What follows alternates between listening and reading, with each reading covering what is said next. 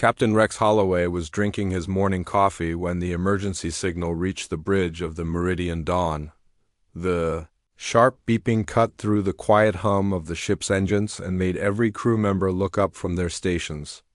Rex set down his cup and walked to the communication console where his officer was already working to decode the transmission. "What do we have, Emma?" Rex asked as he looked at the flashing red light on the screen. "It's coming from Sector 7. "Captain," Emma replied while her fingers moved quickly across the controls. "The signal is weak, but it's definitely a distress call from a human vessel." Rex felt his stomach tighten. Human ships were rare in this part of space, and any distress call could mean serious trouble.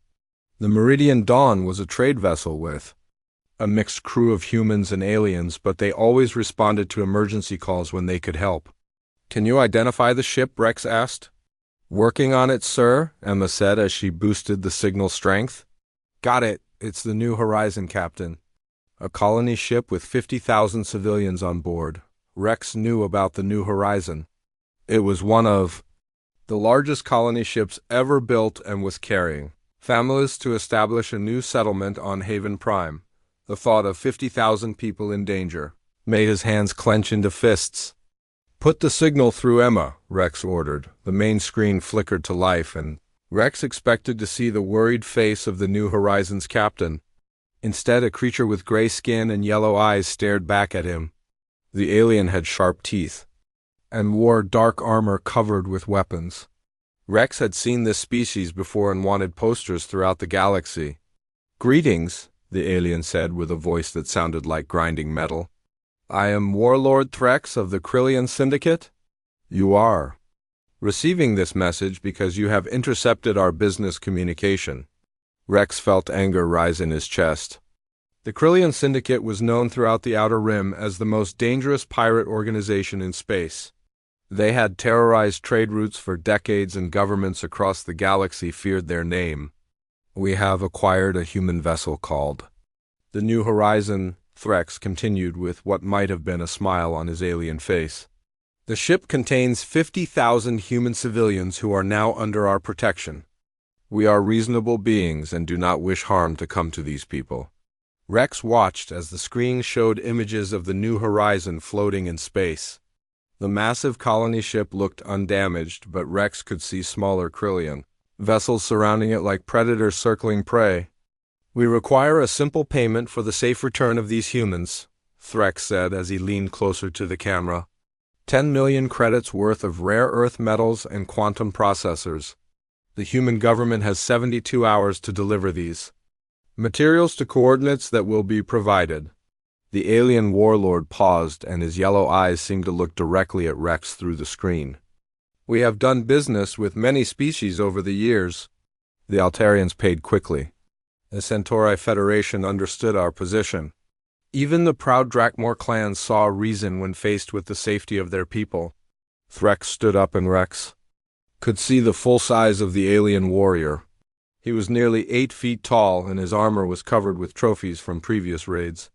"Humans are new to this galaxy, but they are not stupid," Threx continued.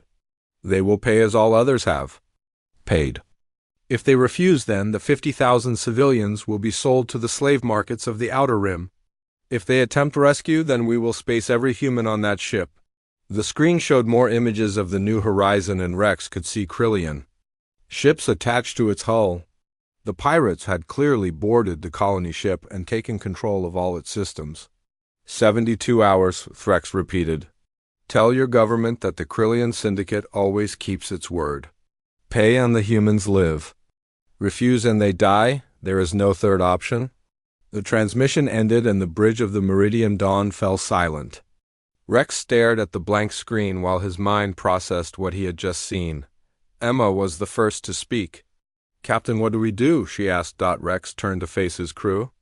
There were 3 humans and 4 aliens on the bridge, and all of them were looking at him for answers. His alien crew members had worried expressions on their faces because they knew how dangerous the Krillian Syndicate could be. "We report this to Earth immediately," Rex said, "and we stand by to assist in any way possible." "Sir," said Marcus, his human navigator, "the Krillians have never failed to get their ransom." Every government in the galaxy has paid them at least once. Rex walked back to his captain's chair and sat down heavily. He knew Marcus was right. The Krillian Syndicate had built their reputation on fear and success. They chose their targets carefully and always demanded just enough to make payment easier. Then fighting. Emma, send a priority message to Earth, Rex ordered. Include the full transmission and our current position. Tell them we're ready to help. As Emma worked to send the message, Rex thought about the 50,000 people trapped on the New Horizon. They were families with children who had given up everything to start new lives on a distant world. Now they were prisoners of the most feared pirates in the galaxy. Message sent, Captain, Emma reported. Good, Rex said. Now we wait. Rex knew that Earth's government would have to make an impossible choice. They could pay the ransom and encourage more attacks on human ships. They could attempt a rescue and risk the lives of 50,000 civilians. Or they could refuse and watch as innocent people suffered for their decision. What Rex didn't know was that the human government had already made their choice years ago. It was a choice that would shock the galaxy and change everything the aliens thought they knew about humanity. Earth had a simple policy that every government official knew by heart. Humans don't pay ransoms, ever. President Maria Santos sat at the head of the Emergency Council table and watched as the Krillian transmission played for the third time. Around the table sat the most powerful people in human government, including military leaders, diplomatic advisors, and colonial representatives. The room was completely silent as Warlord Threx delivered his ultimatum. When the transmission ended, Maria looked around the table and saw fear in some faces and anger in others. She had been president for 6 years and had dealt with many crises, but nothing like this.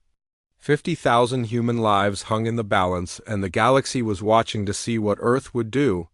Options, Maria said simply. General Tom Bishop was the first to speak. The head of the human space force was a large man with gray hair and scars from the border wars with the hegemony. He had been fighting humanity's enemies for 30 years, and his voice was steady when he answered. We have 3 choices, Madam President, Tom said. We can pay the ransom, we can attempt a rescue, or we can refuse and accept the consequences. What are the chances of a successful rescue? Maria asked. Tom activated a holographic display that showed the Krillian stronghold in the Void Nebula.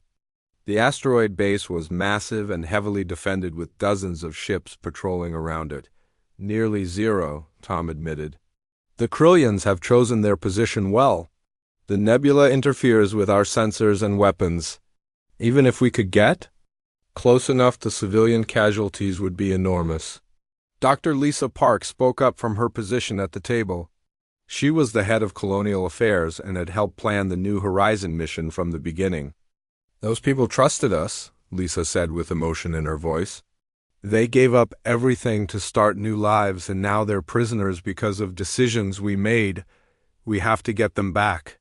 At what cost? Asked Ambassador Robert Kim, the head of alien relations, had spent years building relationships with other species, and he understood the political situation better than anyone else. The Altarian Republic has already offered to mediate, Robert continued. The Centauri Federation will contribute to the ransom. Even the Drakmor clans have suggested a prisoner exchange. Every major government in the galaxy is telling us to pay. Maria listened to the debate that followed, but her mind was already made up. She had read the files on every previous Krillian raid, and the pattern was always the same. They would demand payment, receive it, and then attack someone else. A few months later, paying ransom never solved the problem, it only delayed it. Admiral Bishop, Maria said during a pause in the conversation. What would happen if we refused to pay and instead declared war on the Krillian Syndicate? The room fell completely silent. Several advisors looked shocked at the suggestion, because declaring war over a ransom demand was almost unheard of in galactic politics. Madam President, Tom said carefully, a full-scale war against the Krillians would require resources we don't currently have.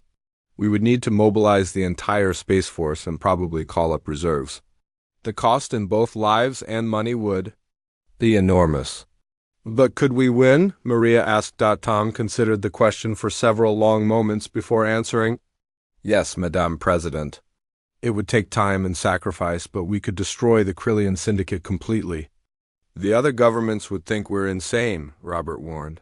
No species has ever chosen war over paying a simple ransom. The political fallout would be severe. Maria stood up and walked to the window that looked out over the capital city. Below her, millions of people were going about their daily lives, unaware that their government was making a decision that would change everything.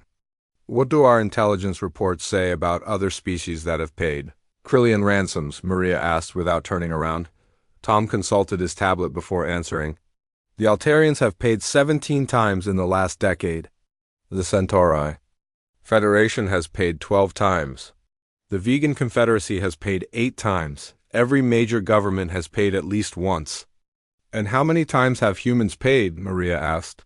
Never, Madam President, Tom replied. This is the first time the Krillians have targeted a human vessel. Maria turned back to face the council, and everyone could see the determination in her eyes. She had the look of someone who had made a difficult decision and would not be swayed from it. Then we're going to keep that record intact, Maria said firmly. We don't pay ransoms. We never have and we never will. The room erupted in voices, as advisors tried to speak at once. Some argued for caution while others warned about the consequences. Maria let them talk for a few minutes before raising her hand for silence. Admiral Bishop, Maria said, I want you to prepare for the largest military operation in human history. Mobilize every ship we have, including reserves and civilian volunteers. We're going to the Void Nebula.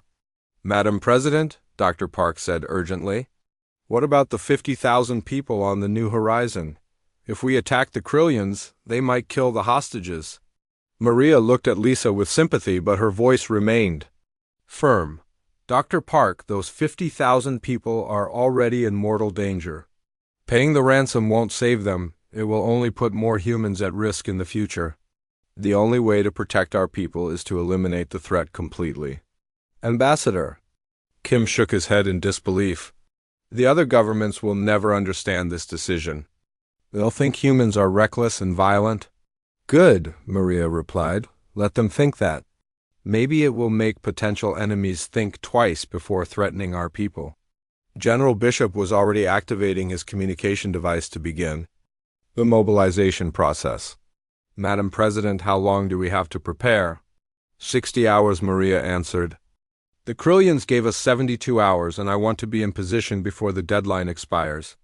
As the council members left to carry out their orders, Maria remained in the room with Admiral Bishop. The old soldier had a grim expression on his face, but she could see approval in his eyes. Tom, Maria said quietly, are we making the right choice? Madam President, Tom replied, sometimes the right choice is also the hardest choice. Those people on the New Horizon deserve better than to be bargaining chips for pirates. Maria nodded and looked out the window again.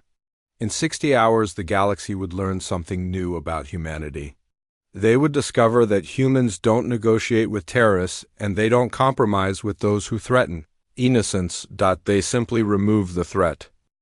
Admiral Tom Bishop stood on the bridge of the battleship Defiance and watched as the largest fleet in human history assembled around him.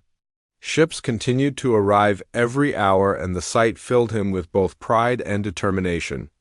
Military vessels formed the core of the fleet, but they were joined by hundreds of civilian ships whose crews had volunteered for the mission. Final count, Admiral, reported Captain Diana Ross from her position at the tactical station. Give me the numbers. Diana, Tom said. 237 military vessels, including 12 battleships, 43 cruisers and 82 destroyers, Diana read from her display. 315 civilian ships, including cargo haulers, mining vessels, passenger liners, and private yachts. Total fleet strength is 552 ships. Tom nodded with satisfaction. He had never commanded so many vessels at once, and the responsibility was enormous. Each ship carried a crew of volunteers who were willing to risk their lives to rescue the hostages and end the Krillian threat. Any word from the other governments? Tom asked. Yes, sir, replied Lieutenant Marcus Webb from the communications station. The Altarian Republic is still offering to mediate. The Centauri Federation wants to contribute funds for the ransom. The Vegan Confederacy is suggesting a diplomatic solution. The Drakmor clans have offered to exchange prisoners. Tom smiled grimly. Every major government in the galaxy was trying to convince humans to take the easy path and pay the ransom. They couldn't understand why humans would choose war over a simple financial transaction. Send the same reply to all of them, Tom ordered. Thank them for their concern, but inform them that humans handle their own problems. As the fleet prepared to depart for the Void Nebula, intelligence reports continued to arrive about the Krillian stronghold. The asteroid base was even more heavily defended than initial estimates had suggested. Weapon platforms surrounded the facility and dozens of patrol ships moved through the nebula's electrical storms. Admiral, said Commander Alex Turner from the intelligence station, we're receiving updates from our scouts near the target. The Krillians have at least 40 ships defending the base, and they've moved additional vessels into position since capturing the New Horizon. What about the hostage ship? Tom asked. The New Horizon is docked inside the asteroid base, sir, Alex replied. Our people are definitely inside the facility? Tom studied the tactical display that showed the enemy positions. The Krillians had chosen their location well because the nebula's interference would make targeting difficult and communications unreliable. It would be a hard fight, but Tom was confident in his people. Signal the fleet, Tom ordered.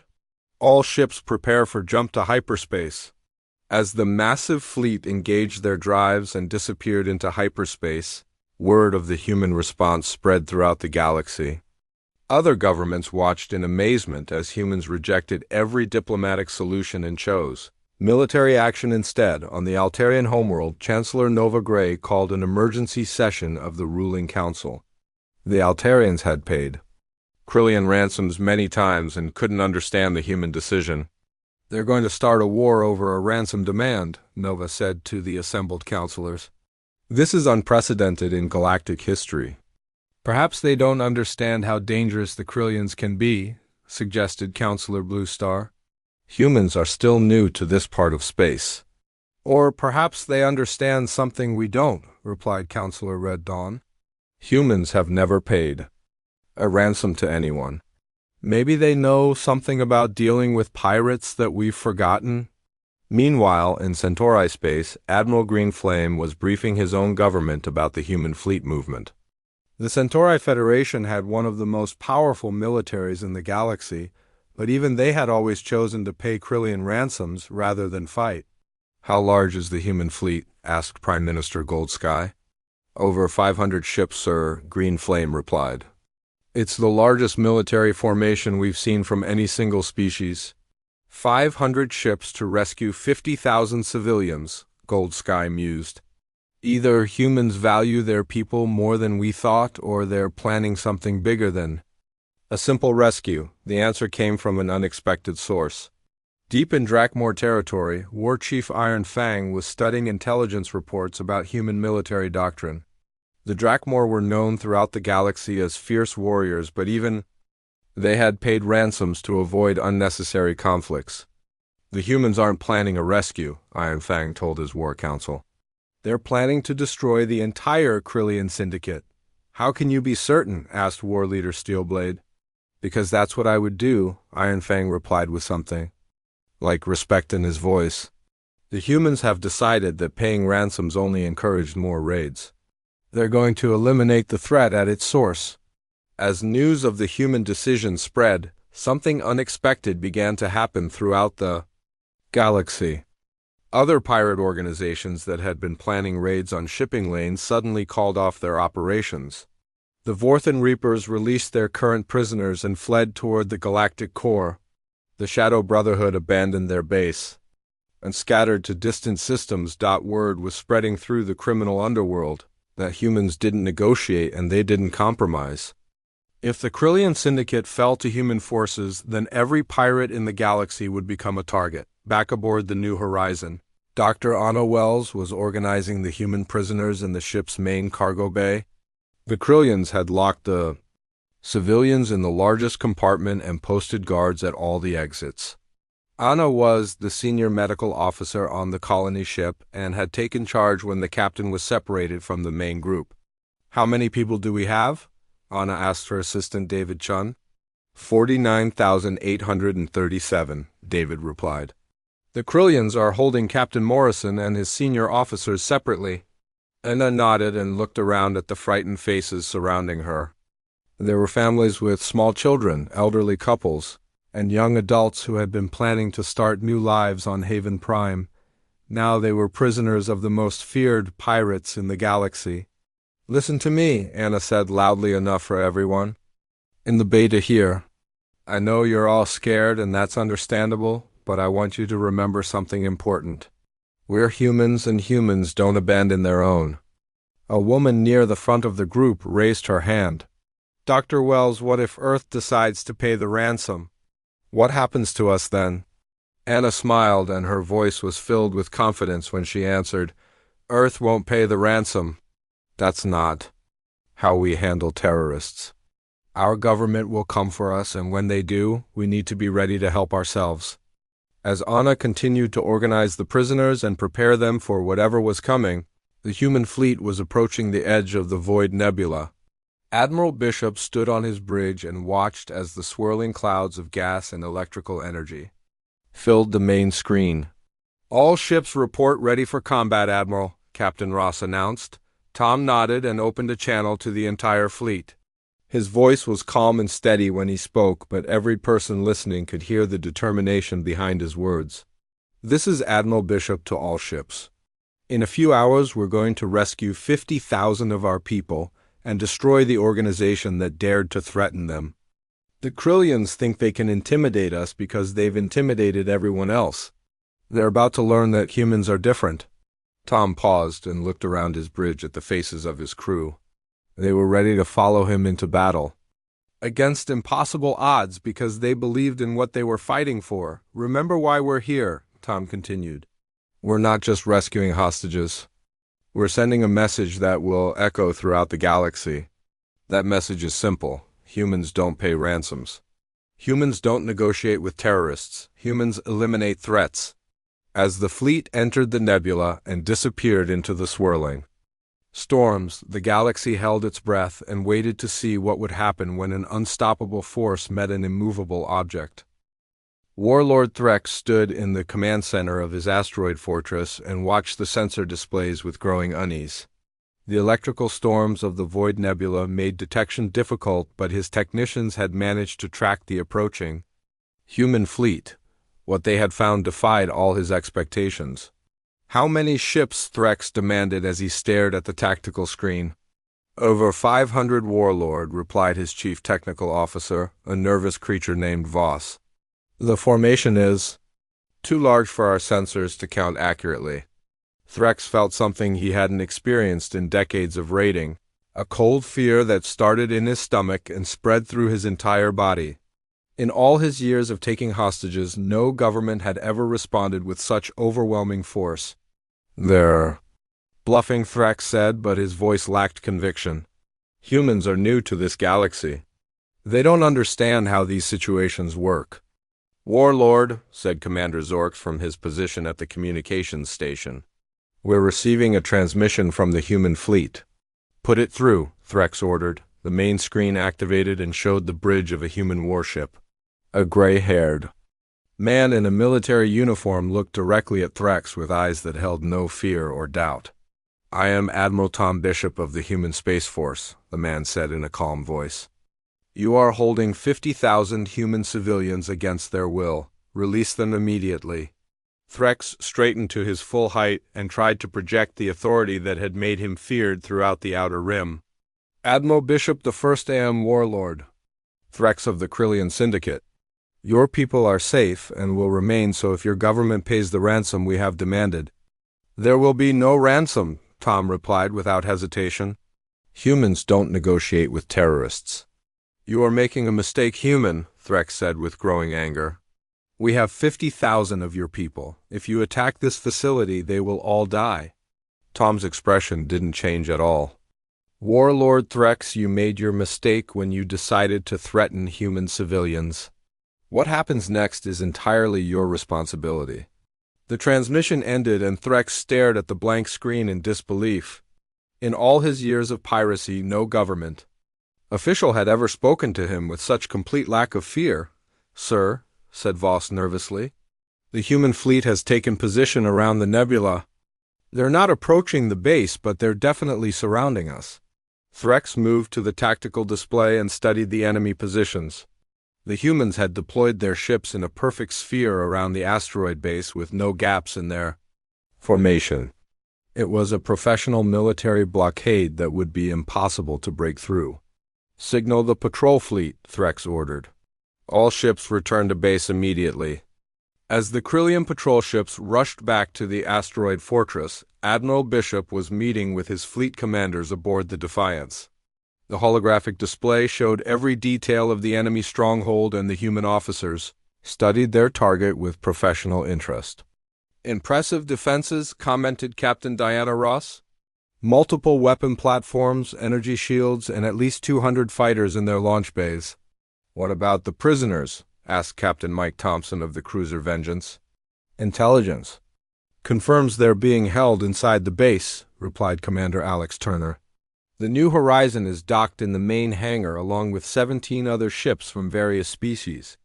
Tom nodded and looked around at his officers. "Our mission hasn't changed. We rescue the hostages and destroy the Krillian Syndicate. The question is how we do both without massive civilian casualties." "Sir," said Captain Ross, "I have a suggestion. Instead of a direct assault, we could dismantle their defenses piece by piece. Target their weapons and power systems while avoiding areas where prisoners might be held." Tom considered the proposal. It would take longer than a direct attack, but it would give them much better control over the situation. "Approved," Tom said. "Signal the fleet. We begin surgical strikes in 1 hour." As the human fleet prepared for battle, word of the confrontation spread throughout the galaxy. On dozens of worlds, government officials watched the situation with growing amazement. The humans were actually going to fight the Krillian Syndicate rather than pay a simple ransom back inside the asteroid base. Threx was receiving reports that filled him with rage and fear. 3 more pirate organizations had contacted him in the last hour to report that they were releasing all prisoners and fleeing their territories. "The Vorthan Reapers have abandoned their base," reported Zorks. "The Shadow Brotherhood is scattering to distant systems. Even the Ironclaw pirates are releasing their captives." "Cowards," Threx snarled. "One human fleet and the entire underworld runs in terror." "Warlord," said Voss quietly, "perhaps we should consider releasing the prisoners. The humans might let us leave peacefully." Threx backhanded his subordinate across the face and sent the smaller alien crashing into a nearby console. "I am Warlord Threx, and I do not surrender to anyone, especially not to humans who have been in space for less than a century." The first human attack came without warning.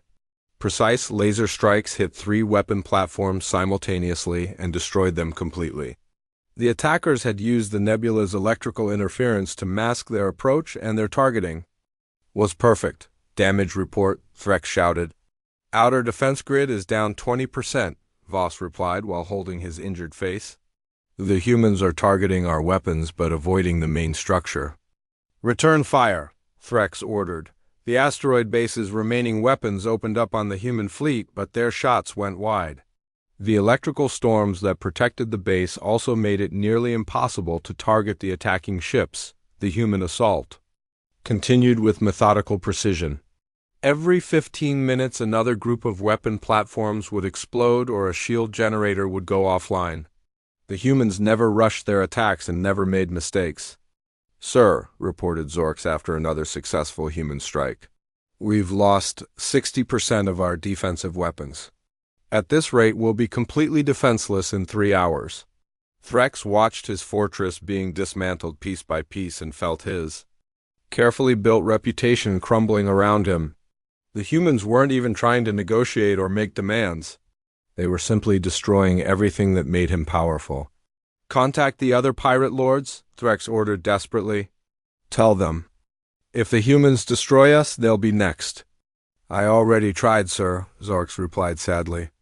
Most of them won't answer our calls? The few who do say they're too busy running away to help. As the human attack continued, Dr. Anna Wells was organizing the prisoners aboard the New Horizon for what she hoped would be their rescue. The ship shook occasionally as explosions echoed through the asteroid base, but Anna could tell the humans were being careful to avoid hitting the prisoner areas. Dr. Wells, called David Chun from across the cargo bay.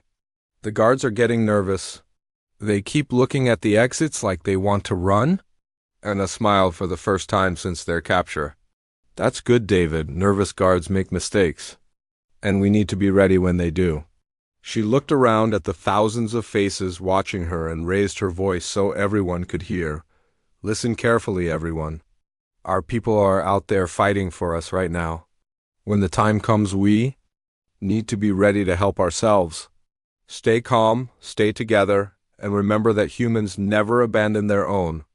Outside the asteroid base, Admiral Bishop watched as another group of defense platforms exploded under precise laser fire. The Krillian Syndicate was being systematically destroyed, and there was nothing they could do to stop it. Admiral reported. Captain Ross, the enemy's defensive capability is down to 30%. We can begin the final assault at any time. Tom nodded, but his expression remained grim. Signal all ships. Prepare for Phase 2 of the operation. As the human fleet moved into final assault positions, Warlord Threx made one last desperate attempt to salvage the situation. He opened a communication channel to the human flagship and prepared to offer terms. Admiral Bishop Threx said when Tom's face appeared on the screen, I am prepared to negotiate. Release my ships and I will give you the prisoners. Tom's response was immediate and final. Warlord Threx, the time for negotiation ended when you threatened our people. Surrender now and you might live to see trial? The transmission ended and Threx stared at the blank screen with the knowledge that his reign of terror was over. The humans had shown the galaxy something that no one expected to see. Sometimes the only way to deal with monsters is to be more dangerous than they are. The final assault on the Krillian stronghold began at exactly 1400 hours Galactic Standard Time. Admiral Tom Bishop gave the order in 500. Human ships moved into attack formation with precision that amazed observers throughout the galaxy. The asteroid fortress that had terrorized trade routes for decades was about to face its end. All ships commence final attack, Tom commanded from the bridge of the Defiance. The remaining Krillian defenses opened fire desperately, but they were hopelessly outnumbered. Human fighters swarmed through the weapon platforms while capital ships targeted the main structure with surgical precision. The pirates, who had built their reputation on fear and intimidation, discovered that humans were immune to both. Warlord, shouted Voss as explosions rocked the command center. The humans have breached the outer hull. Their marines are fighting through sections 7 and 12. Threx watched his empire crumble around him and felt something he had never experienced before, complete defeat. The humans hadn't just outfought him, they had outhought him. While he was planning to use fear as a weapon, they were planning to eliminate him entirely. Sir, said Zorks with panic in his voice. Multiple reports of prisoners breaking free throughout the base. The human civilians are overwhelming their guards. Inside the New Horizons cargo bay, Dr. Anna Wells was leading the largest prison break in galactic history. When the human marines had begun their assault on the asteroid base, the Krillian guards had become distracted and made the mistake Anna had been waiting for. Now, Anna shouted as one guard turned away to check his communication device. 49,000 humans moved as one, and overwhelmed their captors in seconds. The pirates had weapons, but they were vastly outnumbered, and the prisoners fought with the desperation of people who knew rescue was coming. David, take a team and secure the ship's bridge, Anna ordered. Lisa, get people to the engineering section. We need to get the New Horizon ready to leave. Throughout the asteroid base, similar scenes were playing out as prisoners from 17 different species joined the breakout. The Altarians fought with elegant precision while the Drakmor roared battle cries as they charged their guards. Even The peaceful vegans showed surprising ferocity when freedom was within reach. "Admiral," reported Captain Ross from her tactical station, "we're receiving signals from inside the base. The prisoners are breaking free and taking control of their ships." Tom smiled for the first time since the crisis began. "Signal all rescue teams. Priority is protecting the escaping civilians." The human Marines moved through the asteroid base with deadly efficiency. They had trained for this kind of operation and knew exactly how to clear hostile territory while minimizing civilian casualties. Squad after squad of Krillian pirates found themselves facing opponents who were better trained, better equipped, and absolutely determined to complete their mission. Warlord Threx made his last stand in the command center, surrounded by his remaining loyal followers. They fought bravely, but it was hopeless. When the human Marines finally breached the armored doors, Threx was alone among the bodies of his subordinates. "Warlord Threx," said Lieutenant Colonel Sarah Kim as she entered the command center with her weapon ready. "By the authority of the human Space Force, I place you under arrest for piracy, kidnapping, and terrorism." Threx looked at the small human woman and laughed bitterly. "You think this changes anything? There are dozens of pirate organizations in this galaxy. Destroying us won't stop them." "Maybe not," Sarah replied calmly, "but it will make them think twice before threatening human civilians." As Threx was led away in restraints, the last of the Krillian resistance collapsed. The asteroid base that had been the center of pirate operations for decades was now under human control. More importantly, every prisoner had been freed and was safely aboard their rescue ships. "Admiral," reported Commander Turner, "all civilian vessels are secure and ready for departure. We've recovered 49,837 humans from the New Horizon, plus approximately 30,000 prisoners from other species." Tom nodded with satisfaction. "Signal the fleet, mission accomplished." The news of the human victory spread throughout the galaxy faster than hyperspace travel. Government officials who had expected to see humans learn a hard lesson about galactic politics instead watched as an entire pirate organization ceased to exist. On the Altarian Homeworld, Chancellor Nova Gray called another emergency session to discuss the implications of what they had witnessed. "In 6 hours, the humans accomplished what we couldn't do in decades," Nova said to the assembled council. "They didn't just rescue their people, they eliminated the entire threat." "The question is what happens now," said Counselor Red Dawn. "Will humans become aggressive toward other species?" "I don't think so," replied Counselor Blue Star. "They only acted when their civilians were threatened." This was defensive, not offensive action. Meanwhile, in Centauri space, Admiral Green Flame was briefing his government about the human capabilities they had just witnessed. The Centauri military was impressed by the precision and coordination of the human fleet. "They didn't just win the battle," Green Flame explained. "They planned and executed a perfect rescue operation while simultaneously destroying their enemies. This level of military competence is unprecedented." "Should we be concerned about human expansion?" asked Prime. Minister Gold Sky. "Only if we threaten their people," Green Flame replied. "The humans seem to have no interest in conquest, but they're clearly willing to fight anyone who hurts their civilians." The most interesting reaction came from Drakmor territory, where War Chief Ironfang was meeting with his warriors. The Drakmor respected strength above all else, and they had just seen a display of human strength that impressed even them. "The humans fight like Drakmor," Ironfang declared. "They don't waste time with words when action is needed." "Will this change how pirates operate?" asked War Leader Steelblade. "It already has," Ironfang replied with something like admiration. "Word is spreading that 3 more pirate groups dissolve themselves rather than risk human attention." Back in Earth's capital, President Maria Santos was preparing to address the galaxy about the successful rescue operation. She stood at the podium in the Global Defense Council building and looked out at representatives from dozens of worlds who had come to hear humanity's position. 6 hours ago, 50,000 human civilians were prisoners of the Krillian Syndicate. Maria began. Today they are free and on their way to their new home on Haven Prime. The audience listened in complete silence as Maria continued her speech. Every word was being broadcast throughout the galaxy and would be studied by analysts for years to come. Some of you have asked why humans chose war over paying a simple ransom, Maria said. The answer is that we don't believe ransoms are simple. Every payment encourages more attacks and puts more innocents at risk. Maria paused and looked directly at the cameras that were carrying her words to every inhabited world in known space. To any organization, government, or individual considering hostile action against human civilians, I want to make our position clear, Maria said with quiet intensity. We don't pay ransoms, we don't negotiate with terrorists, we don't compromise with those who threaten innocents, we simply remove the threat. The president's next words would become legend throughout the galaxy and be quoted in military academies for generations. This is not a warning, Maria continued, it's a promise. 1 year later, the colony ship New Horizons successfully reached Haven Prime, where the rescued civilians established their new settlement.